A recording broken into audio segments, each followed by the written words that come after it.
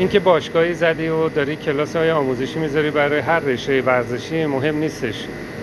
کارت عالیه، دمت گرم، اما حواست باشه اگه لوگو نداری، اگه برای خودت برندینگت رو نمیخوای بسازی، داری کاملا اشتباه میکنی و این سالها بعد متوجه میشی که الان چه اشتباهی کردی. همین الان جلویشو بگیر، برای خودت یه برندی طراحی کن با توجه به رشته ورزشی، با توجه به لوگوهای شاخص شهرستان خودت و ورزش که داری ترویجش میدی. بیا لوگوی خودت رو شخصی سازی کن.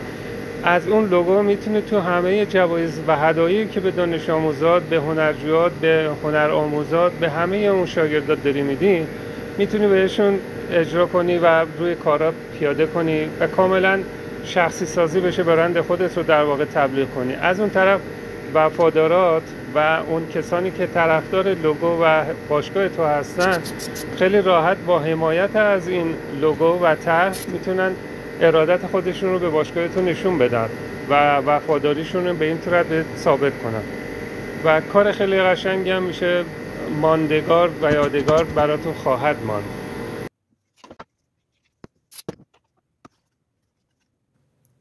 فستیوال فوتسال آکادمی آیندگان مربوط به دماوند تهران میشه. این هم لوگوشونه که به صورت تندیس براشون کار کردم.